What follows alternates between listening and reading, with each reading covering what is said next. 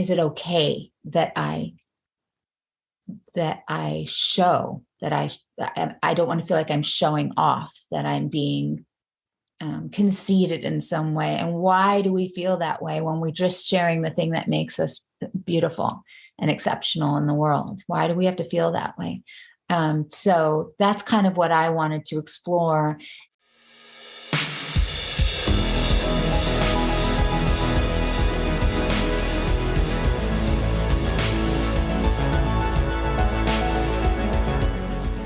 Hey everyone, I'm Bianca Schultz from the Children's Book Review, and this is the Growing Readers Podcast. Today's dynamo guests are Tony Award winner Idina Menzel, the voice of Elsa from Disney's Frozen, and acclaimed writer and teacher Cara Mentzel. They're here to talk about their picture book, Loud Mouse, which has the important message that the best thing you can be is yourself, brave, bold, confident, and bursting with self-esteem. Idina Menzel is a powerhouse. Actor, singer-songwriter, philanthropist, entrepreneur, and now writer. She was Tony nominated for her Broadway performances in Rent and If Then, winning the prize for Wicked's Green Girl. People worldwide know her as Elsa in Disney's Oscar-winning Frozen and Frozen 2. She has performed at the Oscars and the Super Bowl and is the co-founder of a Broadway foundation whose mission is leadership development to amplify young women's voices through the arts. Loud Mouse is Idina's latest endeavor to build on the message of empowerment and finding our voices. Idina's greatest gift is her son, Walker. Cara Mentzel's debut memoir, Voice Lessons, A Sister's Story, about her relationship with her superstar sister, was a Goodreads Choice Award nominee in 2017. Cara lives in Boulder, Colorado, where she and her husband raised their Brady Bunch of boys against the beauty of the Rocky Mountains. She has a master's degree in elementary education with an emphasis on children's literacy. And though she currently spends most of her time writing, she enjoyed teaching elementary school for well over a decade and can occasionally be found back in the classroom talking about books she loves. Loud Mouse is her first picture book. Before we get deep in conversation, here's the synopsis for Loud Mouse.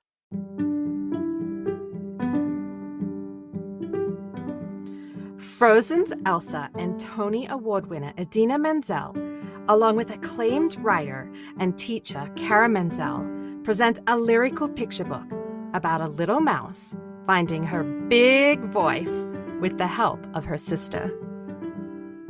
Dee loves to sing. She sings during her morning yoga. She even sings while practicing her math facts. She usually sings to herself. But when her teacher asks everyone to share something with the class, Dee knows just what to bring. A song. And as Dee sings, la la la la loudly, in front of her class for the first time, something extraordinary happens. Complete with gorgeous illustrations and filled with humor and heart, Loud Mouse is a clever tale about learning that sometimes your best self is big, brave, and yes, loud.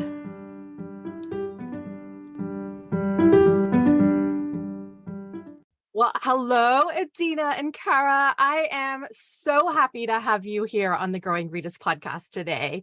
You're actually the first pair of sisters that we've had here, so welcome. Thank you. Thank you. Hi. So I'm thrilled to have you on the show today to talk about your debut picture book, Loud Mouse. So often in children's books, we encounter stories of finding one's voice. And Loud Mouse is unique to me because Dee the Mouse already has a voice. She has a loud voice, a beautiful voice. So she doesn't need to find her voice per se, but she does need to discover the self-confidence and bravery to use it. So this story of Dee and Cara is the perfect culmination of your personal and professional lives coming together. And it captures the bond of sisterhood.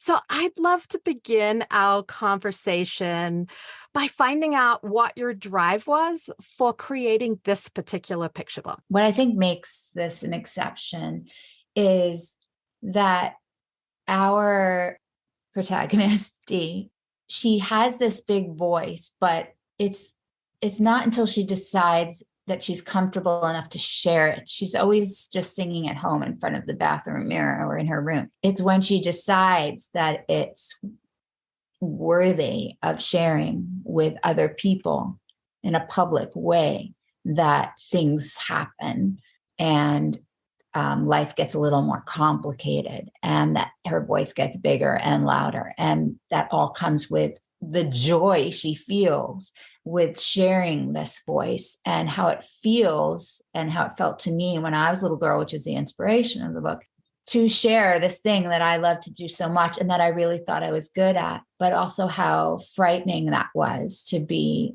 How would I be perceived when I was my best? It meant I had to make myself vulnerable.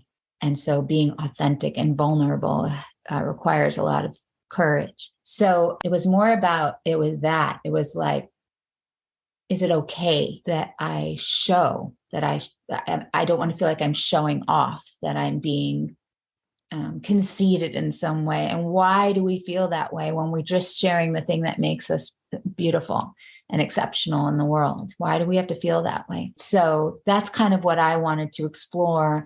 And that's when I decided, after many years of being asked to do a children's book and not knowing what I would want it to be about, I woke up one day and I thought, I think this is the territory I would like to live in. And I don't want to do it unless I can do it with my sister, who is a much better writer than me and is an incredible teacher, and also focuses on literacy with her teaching. So she could really bring a total perspective to how we wrote the book and the language we used and all of that kind of stuff. Cara, what did it mean to you to create this book with your sister, and what was your driving force for wanting to be a part of it? Oh my gosh. Could you imagine if I didn't? I mean, there's like a million reasons why I was like, yes, let's do it.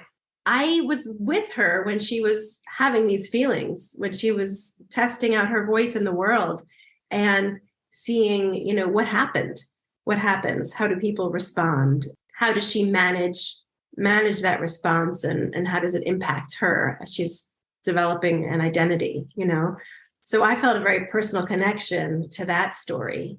And then also to work with her in a professional capacity means that I get more time with her because she's very, very busy.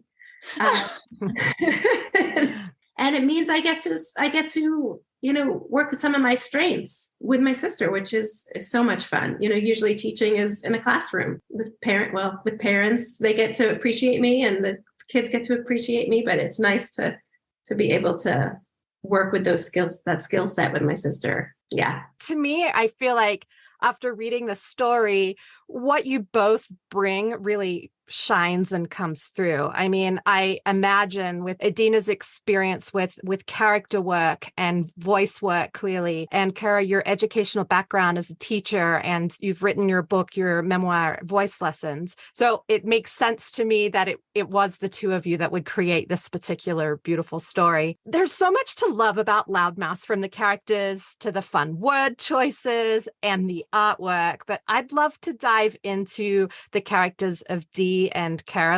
And Idina, you touched a little bit on Dee already, but I want to dive in a little bit deeper with her. And I'm curious what you want listeners to know about Dee in terms of who she is and what we can learn from her. Oh, I think what I want people to take away from the book, or we want people to take away from the book, is kind of what I said before, is the power we have when we really we don't shy away from being our most authentic selves. And that's a process and a journey. And I think the journey is trying to just keep doing what we love and what makes us feel really fulfilled. And not every child and not every person in life may know that they want to be, a successful performer when they're 7 years old, jumping up from behind the couch singing. They may be on a different trajectory where they're trying to figure out who they are. But as long as you keep searching for what you love and how to connect with people and what it is in you that helps you to do that, what's your passion, That's the thing that I think I want people to take away. I also think that the sibling relationship in our book is very true to who we are as sisters in real life. And like Cara, taking words out of your mouth, like you like to say, that it's the family and the friends and the people we trust around us that often help us to see who we are. Sometimes we're not objective. So what was the greatest gift about this collaboration was being able to say, I think I'd like to do a children's book. I want it to do with you. I want to do it with you. And knowing that she would get it right, because often in collaborations, they can go a little awry. You can start with a kernel of something you want to work on, and then someone else has a different vision for it. But I knew that my sister was the one who would keep it on track for me. Cara, do you want to add anything as in terms of like a sister perspective on the character of Dee? I want to say one thing about what she just said, which is like, she said different iterations of that before, but it never gets old. It's always, it's always nice to hear her sing my praises. It's so it's so special. And I think that is a lot of what's in Loudmouth between those sisters. Not every sibling relationship is the same. We all have our family issues and family dynamics, but at the heart of ours is really this genuine, just enthusiasm and excitement about who we each are and how we have chosen to connect with the world around us. Why don't you tell us a little bit more from your perspective of what Cara Lee brings to the story? I mean, we've touched on it a little bit, but it would be great to hear it from your perspective. So, she's she kind of has this innocence about her and this perkiness, and yet she also has this wisdom, but it's sort of veiled because she doesn't necessarily know she's being wise. She's just she has this beginner's mind about stuff. She's just kind of stating her obvious, well, wait, who else would you be? Kind of thing. And yet it's so powerful to hear that, for Dee to hear that in that context, the context of this book. Or when they're sitting under the stars and it just occurs to her to wonder, I wonder if, what if stars chose not to shine? Could they do that? So it's not like she's deliberately trying to make her sister, feel better or resolve things. It's that they're just connected. And so she's in this state of wondering and in this state of connection that they kind of work off each other in coming to a resolution. Yeah, I'm so glad you mentioned that part of the story where they're looking at the stars and, could a star choose not to shine? That moment, it was so special when I got to it. I really enjoyed that part. So I'm glad that you mentioned it.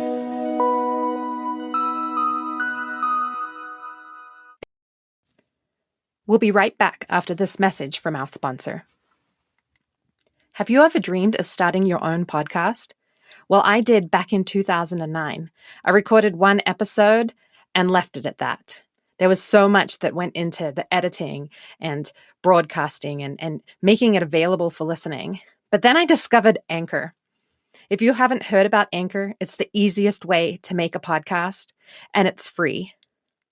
Anchor will distribute your podcast for you so it can be heard on Spotify, Apple Podcast, and many more. It's everything you need to make a podcast in one place. You can download the free Anchor app or go to anchor.fm to get started. That's ANCHOR.fm.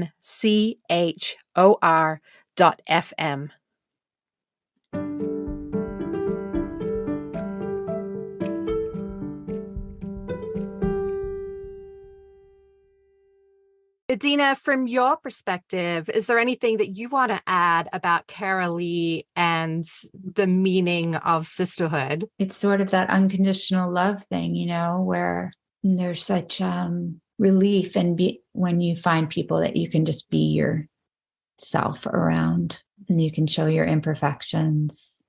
You can reveal your deepest secrets. That's non-judgmental. That person will be there for you no matter what. And I think there's a protective quality that these two sisters have, which is very true to what my sister and I have. We're fierce protectors of each other.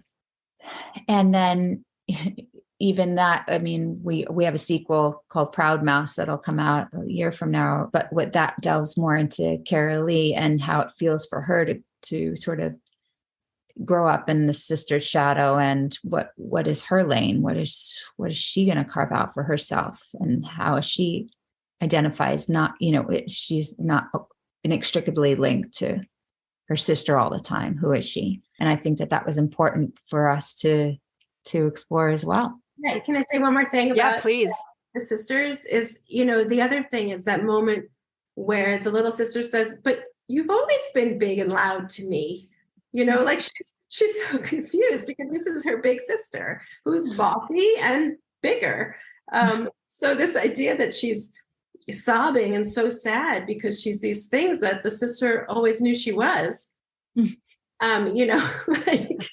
it's just so beautiful because, she doesn't get that she literally got bigger, and things blew all over the place. This is the person she's admired forever. And that whole sequence where Dee is walking next to the towering evergreens and then next to the buttercups and next to the ant, and you get to see sort of how size is relative, right? So it shouldn't really matter anyway. And then this is the text that kind of says, wait a minute.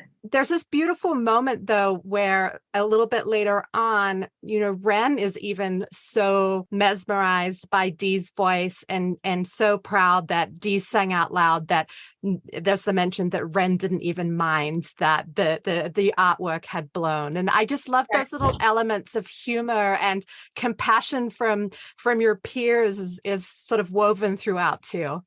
Well, and it's actually, I think, because she gets bigger, so her butt erases some of the drawing.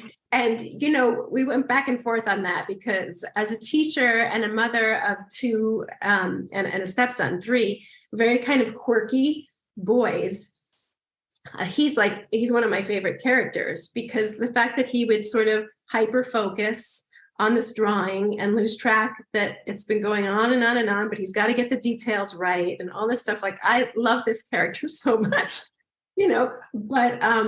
But they're also sitting there. And then, so it's not that his talent is any different than singing, but he's a different human being. So he's going to embody it differently and people are going to respond differently. And, so I love that he kind of gets that. He gets that, and then he's able to still enjoy it. And like I said, his character comes from a place of deep, deep love for a number of students that he reminds me of and my own children. It was a real choice. If I came from a lot of my own experience, there were a lot of kids that weren't so nice to me. And, a specific girl I grew up with that was a little older and was a singer too, but she just was so competitive with me, and she started bullying me and all her friends, and people would laugh. There'd be boys that would laugh. So originally that was sort of loaded for me. But it was Cara that said, well, then let's rewrite that experience. Let's show a bunch of kids that are supportive of one another and enjoy seeing us. So let's mirror that. That's the kind of stuff in the collaboration that I think made all this much better than if I'd done it by myself. I love that you got to rewrite that part of the story. And I think that is the power of children's books, is when we share them with kids, we show them how things can be. You can read a history book and you can learn from that of how how not to be, or maybe it was a game changer, as a powerful woman who made a change in the world. Like there are these incredible things. And then there's the power of a story that yours is fiction, but it's actually also truth. And you can show children like how to be and how they can be. And you hope that they pick up on those little nuggets, I love that. And that does bring us to the illustrator, Jacqueline Sinquette. We were very inspired by the Richard Scarry books when we were little. I love those illustrations. I would read those books with my son all the time. One, because the monotony of a parent reading the same book over and over and over, it's fun to be able to discover new little details in illustrations, but also the humor, and also learning that great illustrators can add so much, or actually allow for the text to be edited and you can see it more in the visual. But we knew it was a specific kind of illustrator. We wanted someone that was going to be how do we say, Cara, like painterly and whimsical and have a beauty, but also have humor. And we really wanted someone that understood all these ancillary characters. So she finds the humor in just little details throughout the book, like our horse who always wears a unicorn headband because she wishes she was a unicorn. And then when the wind blows, you see the unicorn headband flying on. Little things that she understood that we were sort of intuiting as well. Yeah, Jacqueline Sinquette did an amazing job. And just the way she shows Dee getting larger and like Dee elevating from the ground when she really does truly feel free to be as loud as she wants to. And the artwork is incredible. I really want to talk about the word choices because there are some really spectacular and tip-top words in there. And then there's also the refrain. And I actually am hoping that maybe Idina would share the refrain because I kind of imagine she has a way of saying it that would be way better than I did, but I love the refrain. And anyway, I want to hear more about the word choices, and it's definitely intentional that there are some bigger words in there. So who wants to go first? Well, Cara can talk. She should talk to how she made each teacher a specific lover of certain words. Go ahead. I usually have a word in my classroom for juicy words, just the ones that really hit the nail on the head, and are precise or fun. And so I don't know what reading level the text is at from a reader's perspective, even though it's targeted for preschool to second graders. Few preschool readers can access the level of text in that book. And yet I still, want them to hear that vocabulary. So much of books that are read aloud is about taking away the part of your brain that has to decode words and just working with the comprehension or just working with the social and emotional piece of it. And so, or the vocabulary. Kids should still be surrounded with that great vocabulary, even if they can't read that word. And so, that would be me using big words like that in the classroom. So she says spectacular. What does she say at the end? Unprecedented. Yeah. And then I think it was recommended that I do a little more of that. And so that's when we were like, okay, and now I've got the hummingbird, and well, he's so fast and sped up, right? Which is like zoom, zoom, zoom. So all his words should be like really short and to the point. And so he's always tip top. And of course, the music teacher, he could have been Italian, saying Italian words, but there was something that I just enjoyed, something more humorous about just maybe this, I forget what kind of animal is he? Is he like an anteater or something? Anyway, but he from New Jersey who sees himself as this great, musician, and he just speaks with these great Italian words all the time, but he's not Italian.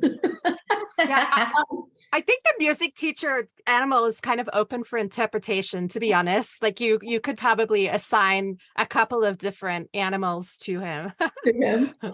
But I loved as well that he used the word fortissimo, which is to be louder. And he's encouraging Dee to sing louder. But then it's noted right below that, Dee was asked to be quiet and to fit back in with the chorus. So like these words are fantastic, and they lend themselves to being read aloud, but they're not just there to, be spectacular words. They're there to really demonstrate the power of each little part of the story. So yes, thank you. You said it better than I did. Mr. Dimple.